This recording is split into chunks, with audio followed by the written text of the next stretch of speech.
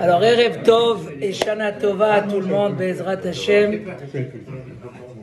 Qu'Hashem nous envoie des brachot sans fin. Amen, amen. Hein, et beaucoup de Hatzlacha dans tout ce qu'on fait, et surtout au Baal Habayit Azé. On voudrait peut-être dans cette période parler un petit peu, en même temps de c'est quoi la Tchouva, et de Yom Kippour. Puisque demain c'est Shabbat Tchouva.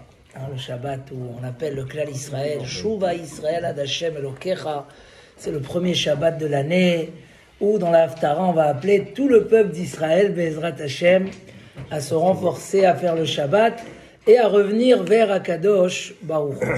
Donc c'est un Shabbat très particulier. Et juste après on arrive, il y a Kippour, Bezrat Hashem.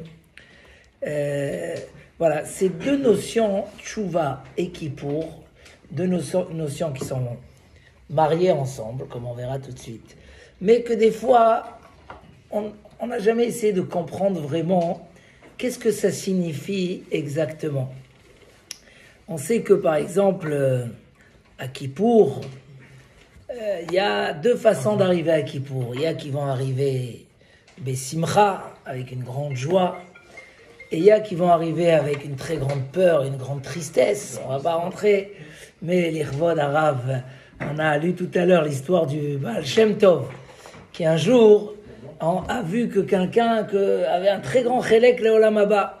Et donc quand son fils est venu le voir, il lui a dit, bon, elle est racontée de plusieurs façons, mais il lui a dit, qu'est-ce que ton père, il avait tellement comme mérite?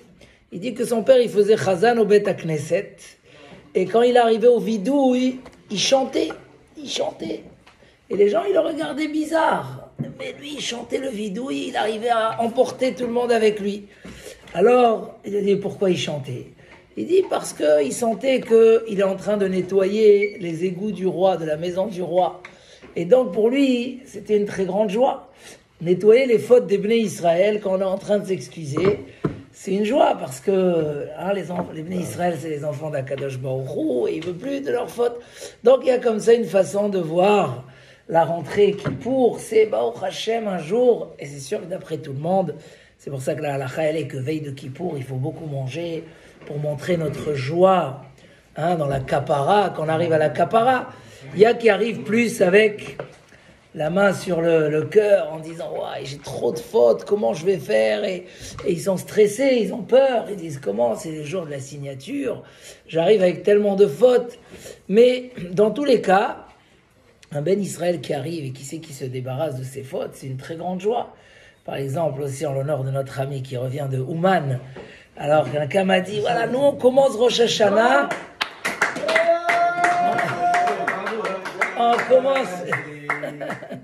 On commence Rosh Hashanah. On a une promesse que ça y est, on est pardonné, on est bien. Donc, je sais pas c'est quoi les sources de ça, et on m'a jamais bien expliqué qu'est-ce que ça veut dire, mais on expliquera en privé. Mais un juif a besoin de ce sentiment que ça y est, stop avec ce qui sépare entre nous et Akadosh Baruch Hu. Donc on veut se débarrasser. Il y a l'histoire avec le Rav de Boston, une histoire très intéressante, que lui, c'était un Rav assez critique. En France, ça n'aurait pas trop marché. Il faisait beaucoup de réprimandes aux gens de sa communauté. Et une veille de Kippour comme ça, Kol Nidré, il arrive et il leur dit, Rabotai, pour moi, vous êtes la meilleure communauté des États-Unis. Mamash, vous êtes des gens les plus droits et tout. Ils ont dit, qu'est-ce qui se passe? Le Rav, il a changé de discours. Ils ont attendu, pourquoi ils sont les meilleurs? Il leur a dit, écoutez, les gens, le Satan, qu'est-ce qu'il fait? Il prépare les fautes de tout le monde. Et il prépare comme ça des dépôts remplis, des sacs poubelles, avec des fautes. Il dit, dès que ça va arriver, Kippour, le jour de la signature, je fais sortir tout ça. Dieu, il n'a plus rien à dire qui vient Chol. Il signe une catastrophe. Mais qu'est-ce qu'ils font les gens? Elul, ils font les slichot, ils font tchouva. Rosh Hashanah, waouh, ils montent à un niveau de proximité avec Hachem, ils regrettent leurs fautes. Et les dépôts, ils se vident parce que les fautes s'annulent, parce qu'on fait tchouva. Quand il arrive veille de Kippour, il n'y a plus rien dans les dépôts. il n'a plus rien à faire qu'à se cacher.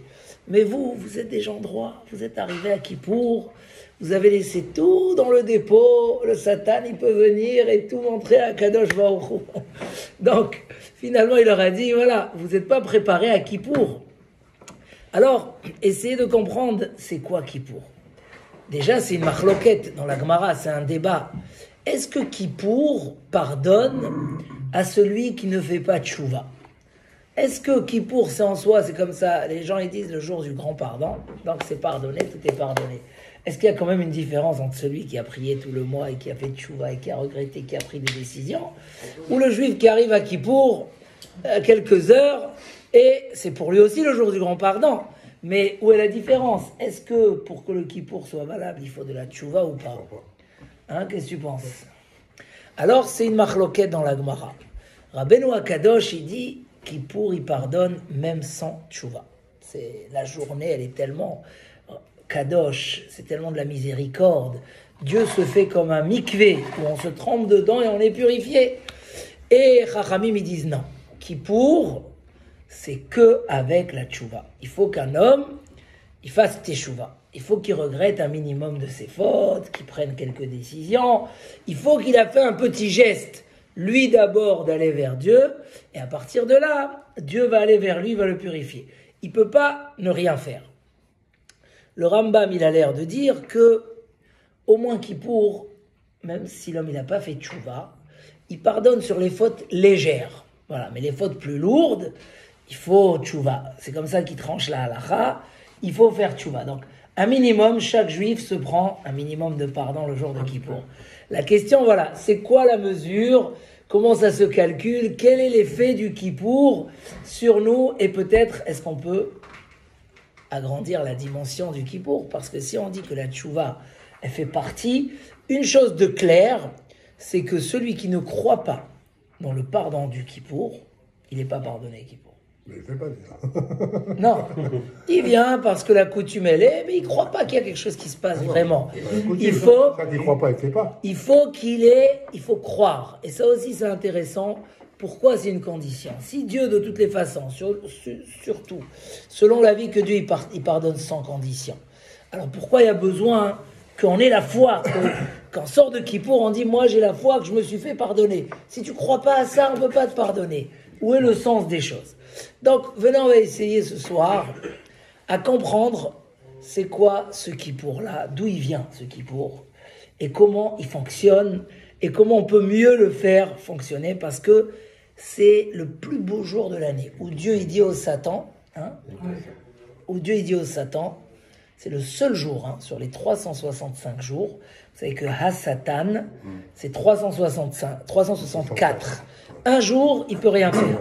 C'est l'amour entre Dieu et Israël à un niveau supérieur où quand un homme il est au mariage de son fils, il va pas lui rappeler tu m'as cassé la voiture et tu m'as allez, c'est le mariage, je te pardonne. Mais après quand même, ça dépend aussi comment l'enfant il se comporte le jour du mariage. S'il ne donne pas une bracha à la choupa à son père, peut-être qu'il ne les met pas en bonne position, peut-être qu'il dira bon allez, je te pardonne la voiture mais sur le reste le crédit, il faut que tu le rembourses. Donc, essayons de comprendre Kippour. Chez nous, normalement, on n'a pas 365 jours. Pourquoi? L'année, c'est 365 jours. Dans l'année hébraïque Aussi, il y a 12 mois. 12 mois de 30 jours. 39, 29, Bon. 29 ou 30. En même temps, venez, on essaye de voir c'est quoi la tchouva. Parce qu'aujourd'hui, les gens, souvent, ils aiment bien s'appeler « je suis un Baal Tchouva ». C'est quoi un Baal Tchouva? C'est quelqu'un qui ne pratiquait pas et qu'un jour, il a fait Tchouva, il a commencé à pratiquer. C'est ce qu'on appelle un Baal Teshuvah. Après, chaque homme, même le plus grand sadique, qui s'appelle Baal Teshuvah, dans l'absolu, parce qu'il n'y a pas un homme qui n'a pas fauté. Il y a toujours un homme qui fait, même le plus grand sadique, fait des fautes et il fait Tchouva. Mais c'est quoi exactement Teshuvah? Si c'est chacun à son niveau, alors est-ce que la Tchouva peut se faire en plusieurs parties? Est-ce que son effet il est immédiat et complet? Je fais Tchouva, alors ça y est, il n'y a rien du passé, on m'oublie tout. Est-ce que ça peut être partiellement, qu'on m'a pardonné la moitié mais pas complètement? C'est intéressant. Dans tous les cas, on a une mitzvah assez minatora. Mitzvah assez, ça veut dire une mitzvah positive, de faire teshuva le jour de Kippour. C'est une mitzvah. Comme il y a la mitzvah de tefillin tous les jours, Kippour, il n'y a pas de tefillin. La mitzvah du jour, c'est quoi? Il n'y a pas de shofar. Alors la mitzvah du jour, c'est le jeûne, mais encore plus que ça, la mitzvah du jour, c'est teshuva. D'où on l'apprend? Lifne Hashem titharu. Devant Hachem, purifiez-vous. Donc Dieu il nous appelle ce jour-là, il dit fais tchouva. Mais chacun au niveau où il est, il faut savoir c'est quoi teshuva. Comment je fais teshuva. Or je ne vais pas m'attarder sur tellement le comment dire qu'il faut regretter, qu'il faut prendre sur soi des résolutions et il faut faire le vidouille. C'est les 3 conditions essentielles de la tchouva. Quand je dis comment, ça veut dire qu'est-ce que je vais avancer à mon niveau pour que ma tchouva ait son effet, son résultat. Comment je saurai c'est quoi mon résultat dans la tchouva? Et c'est important, parce que quelqu'un qui se sent trop loin, est-ce qu'il peut faire quand même teshuva? Est-ce que s'il décide par exemple que dès aujourd'hui il est loin, il ne met pas les tefillin, il met pas... Dès aujourd'hui je mets tefillin, talit, 3... il prend 3 mitzvot, est-ce que ça s'appelle qu'il a fait teshuva? Pour quelqu'un que Baruch Hashem il est proche, mais il y a encore des choses qu'il ne fait pas. Est-ce que ça s'appelle quand même faire une teshuva ou pas? Voilà, c'est des questions qui se posent dans cette période avant qu'on arrive à la période de Yom Kippour. Voilà, dans tous les cas, il ne faut pas laisser les sacs pleins parce que ça, c'est dangereux. Si le Satan il vient, il voit qu'on n'a rien vidé, rien, c'est... Voilà. Hein? Cette petite remarque, il a dit qu'il ne faut pas laisser les sacs pleins, il a dit sauf les sacs d'espèces. D'accord, ok, ça, je suis d'accord avec C'est un petit... Et voilà. Ça va. Kippour, c'est une très très grande joie, même si c'est pas un moment où on exprime de la joie, on exprime plus des tfilotes et du regret et du etc. Mais voilà, c'est une très grande joie, comme on l'a dit au début de cette histoire, qu'enfin on pourra retrouver une proximité avec Hachem. Alors, pour comprendre un petit peu ça, explique ici Rav Tzadok HaKohen, il explique quelque chose d'extraordinaire. Le Kippour, c'est une purification. C'est-à-dire que la Kadosh Baruch Hu va nous purifier et il va nous permettre d'être plus proche de lui. Ça veut dire, un homme peut être loin d'Hachem et il peut être très proche d'Hachem. Ça dépend de lui et ça dépend d'Akadosh Baruch Hu. Le passage qui dit Shuvu Elai ve'ashuva alechem. Revenez vers moi et moi je reviens vers vous. Le Maïmonide va dire qu'un homme, la tchouva elle est tellement grande qu'un homme hier, il pourrait être loin d'Hachem. On l'aime pas dans le ciel. C'est dur, excusez-moi du mot, on dit pas ça sur un juif, ça n'existe pas. Mais le Rambam il dit Meruchak Metoav, il a fait tellement de fautes.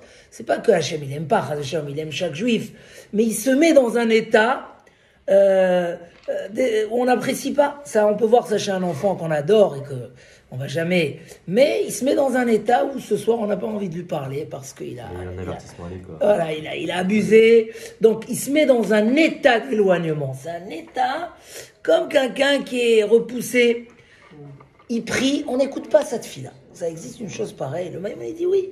Parce que tellement les fautes, ils ont mis, comme il dit le verset, Avonotechem, Hayum avdilim benchem ou ben elokhem. Vos fautes séparent entre vous et Akadosh Baruch Hu. Peut-être qu'un homme ne sent pas ça assez. Parce qu'il n'a jamais senti c'est quoi d'être proche d'Hachem. Mais pour quelqu'un qui a senti c'est quoi être proche d'Hachem, et quand on voit l'émotion qu'on a à Rosh Hashanah, je rencontre des gens et tous ceux qui ont fait des belles prières à Rosh Hashanah, ils me disent on a senti. Tout à l'heure, quelqu'un il m'a appelé, il m'a dit je veux faire le paiement d'an tout de suite. Je lui ai dit alors et comment tu as prié? Il a dit mais c'est incroyable, j'ai pas senti les 5 heures de tefila passer. Ou comme il va nous dire quand il sent comme ça à 30 000 personnes ou à 20 000 personnes en train de chanter ou Vren Tzadikim, on sent un amour d'Hachem à la limite. On oublie tout le reste parce que cette proximité, elle est tellement un plaisir spirituel et fin qu'on peut le trouver nulle part ailleurs. Et un homme, d'une manière générale, il veut que quand il a un problème, il lève les yeux vers Hachem et boum, Hachem il lui envoie la Yeshua. Il veut se sentir, il dit le Rambam, hier, avant la tchouva, il n'y a pas de souci. Hier, avant la tchouva, il était loin. Et aujourd'hui, il a fait tchouva. Arouv, il est aimé par Akadosh Baruch Hu. Akadosh Baruch Hu le rapproche. Il fait des tfilotes, on lui répond tout de suite, parce qu'on est proche de lui. La tchouva, c'est une transformation dans nos sentiments et dans notre niveau spirituel et dans notre proximité avec Akadosh Baruch Hu. Et on verra par exemple, on va pas être trop lent sur l'idée, mais on va essayer de parler des exemples de tchouva qui ont existé dans notre histoire. Et on va voir qu'en fait, le roi David compare la teshuva à un vêtement qui s'est sali, que tu peux plus porter parce qu'il est sale, et que quand tu vas le laver, alors aujourd'hui on achète des machines à laver, 1000 tours, 2000 tours, pourquoi ? Parce que, surtout si c'est une tâche de tchakchouka à Shabbat ou de Pkeila, ça va pas facilement. Mais aujourd'hui avec les nouvelles machines, quand même que la machine est plus sophistiquée, qu'elle tourne mieux, ça revient. Des fois un homme, après la tchouva, il peut être encore plus tzaddik et plus proche d'Akadosh Baruch Hu qu'avant la tchouva. Avant sa faute. Hein ? Qu'avant sa faute. Ça veut dire, mamash, il peut arriver, ce qu'on dit entre guillemets, les balais tchouva, des fois ils peuvent atteindre des niveaux mieux que des tzaddik gamour. Donc la tchouva, c'est quelque chose de merveilleux et qui est valable pour chacun au niveau où il est. Je vais vous amener un exemple dans la Gemara, dans le Talmud. Il y a des livres, comme le livre de Rabbeinu Yona de Guérandi, qui nous explique comment on fait tchouva, et il ramène 20 conditions, il nous fait un programme de travail très lourd. Mais on va voir par exemple dans la Gemara, un homme, il voulait marier une femme, les Kiddushin. Elle lui a dit, écoute, je ne veux pas marier avec toi, il dit, je te fais le mariage à condition que je suis un tzaddik, gamour, un grand tzaddik. Mais on sait qu'il n'est pas tzaddik. Maintenant, il dit, voilà, maintenant je décide d'être tzaddik. C'est valable les Kiddushin ou pas. La Gemara a dit quelque chose d'incroyable. On a un doute. Cette femme, elle est mariée moitié-moitié. Ça fait qu'il y a un doute, est-ce qu'elle est mariée ? Pourquoi ? Peut-être qu'au moment où il lui a dit ça, il a pensé dans son esprit de faire teshuva. Et pour Dieu, c'est déjà une teshuva. Et donc peut-être, s'il a vraiment pensé sincèrement, c'est valable ce qu'il a dit, et donc elle est mariée avec lui. Pourtant, la teshuva, il faut arrêter de faire les bêtises. Il faut pleurer les erreurs, les regretter. Il faut faire le vidouille. Oui, mais malgré tout, c'est quoi la faute nous éloigne d'Hachem ? Nous éloigne de la lumière, de la vérité, du bon esprit. Tu fais un minimum de teshuva, tu t'es déjà rapproché. Tout de suite. Donc si tu as décidé, tu es tzaddik gamour. Après le travail, c'est un autre travail. Regardez, on sort de Rosh Hashanah. Tu entends tzaddik ? On sort de Rosh Hashanah, oui. Rosh Hashanah, on a que prié à Hachem. On n'a pas eu le temps de faire tchouva vidouille. Mais attends, on va être jugé. Fallait mettre qui pour avant. D'abord, qu'on se fasse pardonner, comme ça, on a un bon jugement. Les livres, ils disent non. Kadosh Baruch Hu, il n'a pas de problème avec ça. Rosh Hashanah, il veut que tu prennes une bonne décision pour la nouvelle année. Et après, il te laisse le temps de faire tchouva. Alors, Rosh Hashanah, c'est l'avenir. Je prends des décisions pour l'avenir.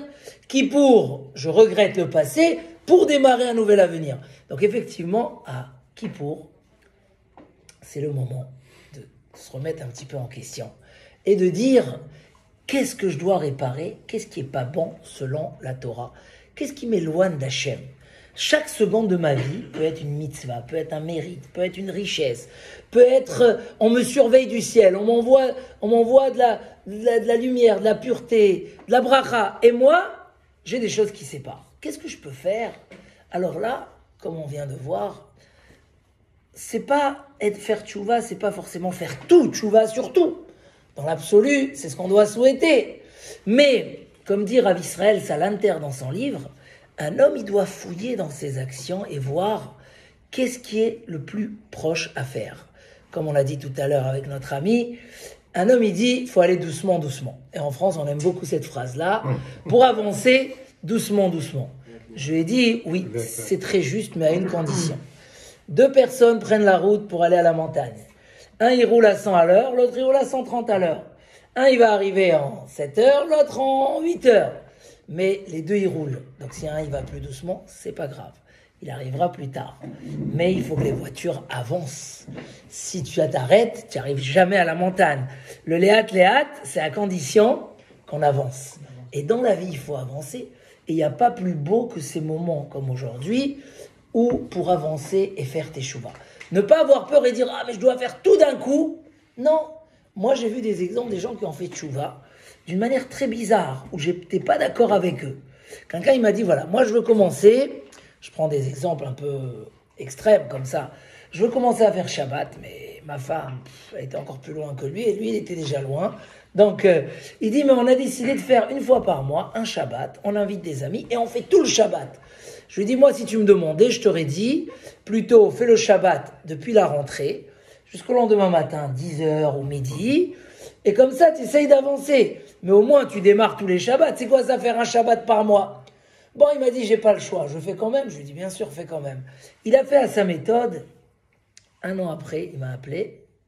J'avais les larmes aux yeux parce que je sais de qui je parle. C'était quelqu'un qui était un homme très bien, mais très loin de la Torah. Il m'a dit, ça y est, on est devenu Shomer Shabbat. Il dit, ma fille, elle a tellement aimé le Shabbat. Tous les Shabbats, c'était le moment, on était dans le Gan Eden. Du coup, on a commencé à faire un deuxième, un troisième et un quatrième, et on est devenu Shomer Shabbat. C'est un exemple de quelqu'un qui a fait léat, mais qui a fait quelque chose de complet et d'entier. Il y a même l'histoire connue que Rav Israël Salanter est arrivé dans une ville. Et il a vu que plus personne n'est Shomer Shabbat. Il leur a dit, qu'est-ce qui vous arrive? Bon, évidemment que ça arrive dans des villes où il n'y a pas de Torah, il n'y a pas... Donc les gens, ils s'éloignent. Ils lui ont dit, le travail, on a eu beaucoup d'épreuves avec le nouveau gouvernement, on ne peut plus.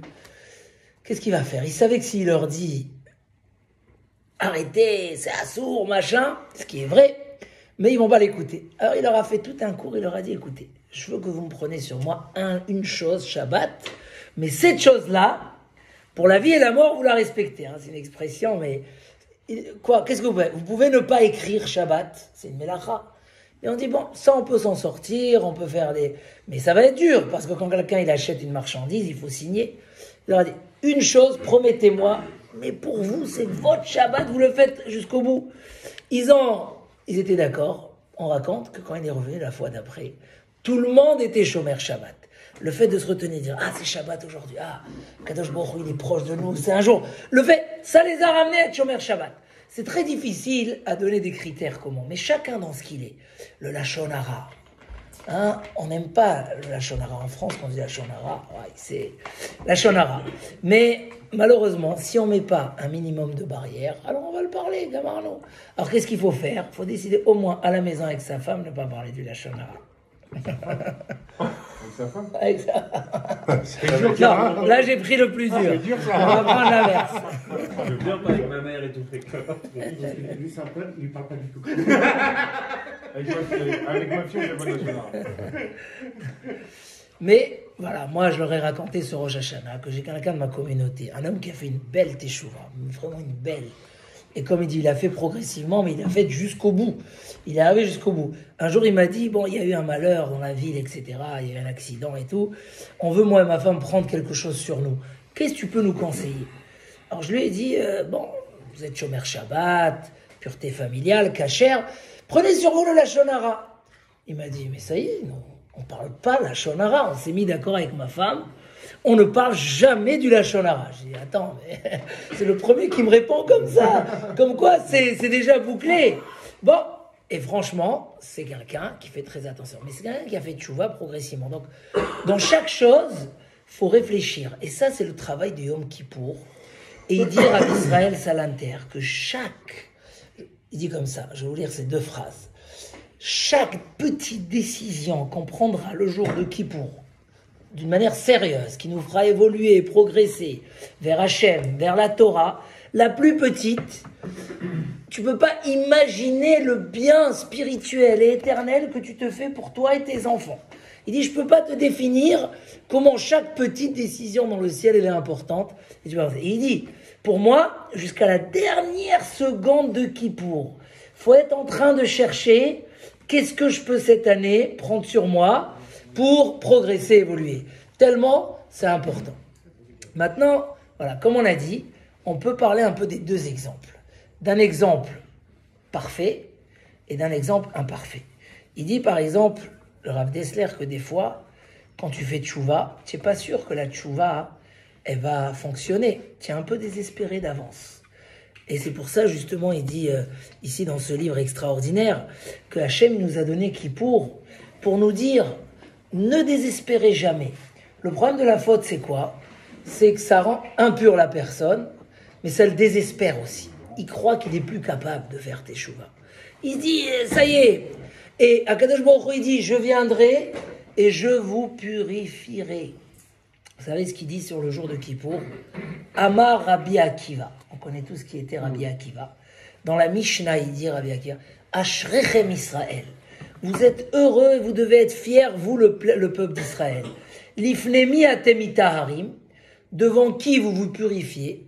Ou mimetaher etrem. Et qui c'est qui vous purifie? Vous vous purifiez, vous, devant Hachem, et Dieu vous purifie. Donc, on a ici un double façon de faire. De base, nous, on doit commencer, et Hachem nous envoie. Donc, par exemple, un homme qui va décider, il arrête de faire tel péché. Stop. Mais il sait que c'est dur, etc. Mais il a décidé. La deuxième partie n'est pas la sienne. Ne t'inquiète pas. C'est marqué, Kippour, c'est comme un mikvé, et c'est comme quand le Kohen, il asperge de l'eau sur les impurs. Pourquoi ces deux comparaisons? Parce que le mikvé, c'est toi qui dois rentrer. Tu vas asperger, c'est nous, on vient et on t'asperge. On te promet que si toi, à Kippour, tu vas et tu fais tchouva à ton niveau, Hachem, il va te purifier. Maintenant, est-ce qu'il il y aura le lavage de l'habit à 20%, 40% ou 100%? Qu'est-ce que vous dites? Alors, les deux sont possibles. Les deux sont possibles. Et je vais ramener deux exemples extraordinaires qui nous donneront une image. Vous avez par exemple l'histoire dans le Talmud de Rish Lakish. Vous avez entendu parler de Rish Lakish, le chef des brigands. Rish Lakish était le chef des brigands. Et un jour, il voit une très très belle femme qui nage dans la Marne, dans le lac. Et en vérité, c'était pas une femme, c'était un homme qui était très très beau. C'était Rabbi Yochanan. Que Rabbi Yochanan, comme a dit l'Agmara, il avait une beauté, il brillait de loin. Mais lui, il pensait que c'était une femme, il a couru. Il a sauté tout un fleuve hyper large, impossible. Quand il est arrivé, il s'est fait attraper. C'est le grand rave de la génération. Donc Rish Lakish est un petit juif qui tourne avec les brigands dans les montagnes et il vole l'argent aux gens, etc., dans les forêts, etc. Et il se retrouve devant lui. Et Rabbi Yochanan a saisi l'occasion. Il lui a dit, sache, tu es tellement fort, tu as tellement d'énergie. Et toi, tu crois que ton énergie, tu ne peux pas la maîtriser. Sache, chelach leoraita. Si tu vas étudier la Torah, tu seras maîtrisé. Et toutes ces forces-là, par un que ne vont pas s'affaiblir, mais ils vont être utilisés pour la Torah. Et il lui a même dit, pour le pousser, si tu fais tchouva, j'ai une sœur qui est très belle, plus belle que moi, et je te la donnerai.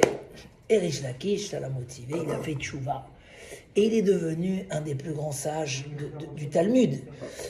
Un jour, il est raconté dans le Midrash que quand Rish Lakish est décédé de ce monde, il est arrivé au ciel. Tous ses amis, les brigands, sont morts dans la même période. Dieu, il les a tous réunis. Et ils ont vu Rish Lakish rentrer dans le monde futur et être accueilli par tous les grands tzadikim. C'est aujourd'hui, tous les 3 pages de Gemara, il y a Rish Lakish. Et les autres, ils ont dit, c'est pas juste. On était ensemble et on a attrapé les gens. Et on est dans un... Il leur a dit, vous n'avez pas fait tchouva. Lui, il a fait tchouva. Ils lui ont dit, alors on veut faire. Il leur a dit, Mechila, c'est trop tard. Celui qui se... Mishétarach be'erev Shabbat, yochal be'Shabbat. Celui qui s'est fatigué avant Shabbat, il va... Donc, on voit par exemple cet exemple de la tchouva de Rish Lakish, qui était quelque chose de merveilleux. Il fallait juste le bon déclencheur, et dès qu'il y a eu le bon déclencheur, l'homme, il peut arriver. Et un des déclencheurs, ça peut être le jour de Kippour. Parce que le jour de Kippour, c'est un jour où Hachem, il nous promet la purification. À tel point de dire que quelqu'un qui n'a pas fait tchouva, on lui pardonne. Depuis quand? Il faut quand même une tchouva. C'est la halakha. il faut faire une tchouva. C'est quoi une tchouva? C'est que dans cette période-là, Dieu il nous a donné des cadeaux et on ne peut pas les refuser. Et les cadeaux, c'est qu'il nous a dit, faites un minimum et moi je fais le reste. Venez vers moi et je reviendrai vers vous. Par exemple, vous savez, Adam Arishon, premier homme du monde, qui est né dans cette période-là, c'est Rosh Hashanah. Il a fauté ou il n'a pas fauté? Il a mangé de l'arbre qu'il ne fallait pas. Et, Toujours une fan. il a fauté dans la très, très grande faute de manger l'arbre. Et c'est marqué qu'il a fait teshuva pendant 130 ans. 130 ans, il a fait teshuva. Il a jeûné 130 ans. Bon, il a vécu 1000. Et il a fait une teshuva extraordinaire. Mais malgré tout, il n'a pas réussi à totalement tout réparer. Il n'a pas réussi à tout réparer. La preuve, la mort est restée dans le monde. Alors qu'en général, il n'y aurait pas dû avoir la mort dans le monde. Les Bnei Israël, à Matan Torah, ils ont réparé la faute de Adam et Ève. Si on est là aujourd'hui, c'est à cause de la faute d'Adam Arishon. Parce qu'on répare sa faute. On répare, on est sur la route de la réparation. Et quand Dieu il lui a dit... Et alors pourquoi il n'a pas réparé? Il n'a pas réussi à réparer complètement. Parce que dans sa faute, il y avait tout le monde qui était inclus en lui. Et la faute, elle était très lourde, qu'il a réussi à réparer sa partie, mais pas tous les âmes qui étaient en lui, qui ont subi aussi les conséquences de la faute. Donc effectivement, il peut y avoir une faute qui n'est pas purifiée complètement. Quelqu'un qui arrive Kippour et qui pense que sans rien faire, on va tout lui pardonner, et il va être à 0-0, peut-être. Mais un minimum, on pardonne à Kippour. Mais avoir la grande purification de Kippour jusqu'au bout, c'est en fonction des efforts que tu vas faire pour prendre des décisions et faire tes chouvas le jour de Kippour. En fonction de ça, va être le niveau de ta purification. On voit par exemple que sur des fautes très lourdes, la Gemara a dit que le Kippour, il suspend la faute, mais elle n'est pas complètement réparée. Il faudra encore des étapes pour la réparer après. Parce que elle était à un niveau. Donc la même chose, un homme qui vient à Kippour et qui fait juste... Bon, il dit je vais m'améliorer, mais il dit pas dans quoi, il n'essaye pas de faire des efforts. Alors comme on a dit au nom du Maïmonide, on va lui effacer les fautes légères. Mais voilà. Maintenant, ne pas croire au Kippour, Chas v'Shalom, c'est très grave.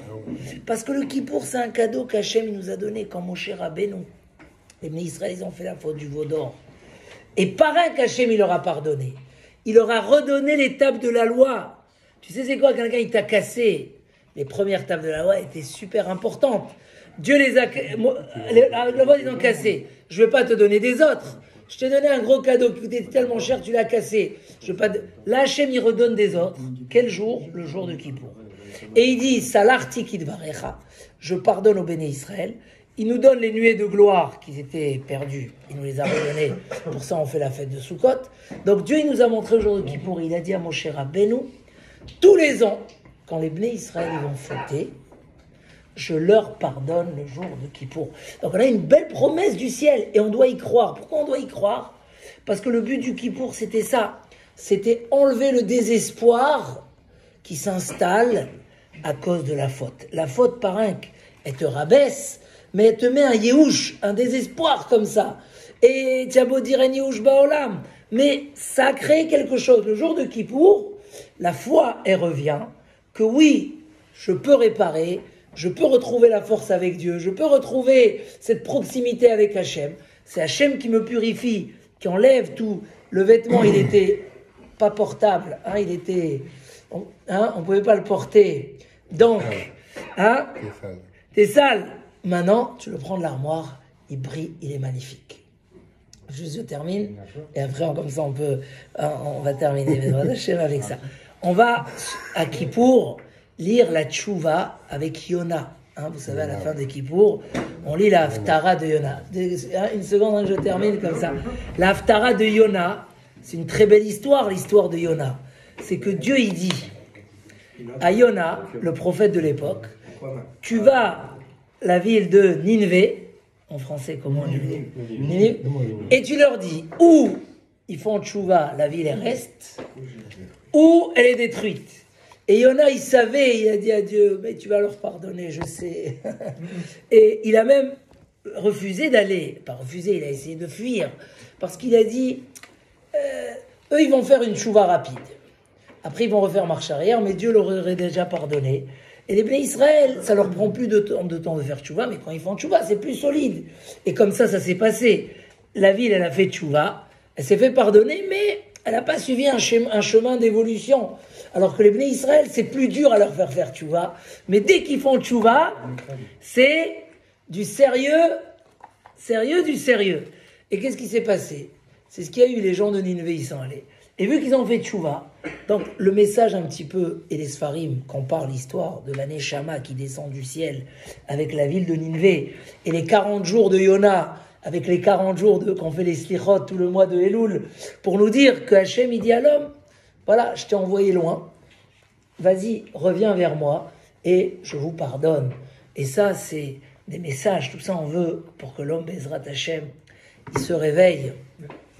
Et pour ça, je crois qu'on arrive à Kippour, très important que chacun, où il est, à son niveau où il est, faire des choses, mais du sérieux, comme on a dit. Tu veux rouler plus doucement, mais roule bien, avec une bonne voiture, et fais des choses sérieuses. Et à Kadosh Baruch Hu, en fonction de ta tchouva, il va t'envoyer de la purification le double et le triple.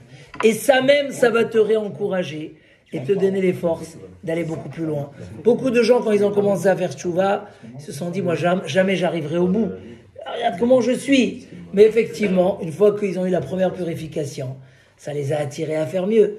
Et comme ça, ils sont arrivés à des choses extraordinaires. Donc ce beau cadeau qu'Hachem il a promis à mon cher Rabbeinu, il faut vraiment le prendre avec sérieux. Et si on associe la tchouva avec, alors il prend un effet 1000 fois beaucoup plus grand, beaucoup plus fort. Et si quelqu'un il se sent trop faible, qui prie à Hachem qu'il aide à faire tchouva, ça aussi, il dit Rav Dessler, c'est déjà un démarrage. Tu dis Hachem, je veux, aide-moi, voilà, je suis prêt, rien qu'aide-moi à le faire. Et à partir de là, Bezrat Hachem, comme on l'a dit, Kippour, c'est comme la mer, comme ça disent les Sfarim.